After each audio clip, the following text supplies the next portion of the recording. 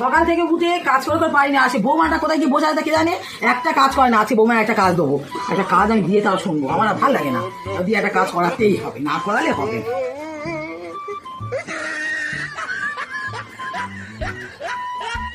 ও বৌমা, তুমি খালি এই মোবাইলে ঘাঁটছো?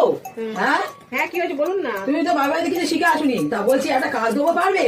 কি কাজ বলুন? না বলছিলাম তুমি পায়েস করতে পারো?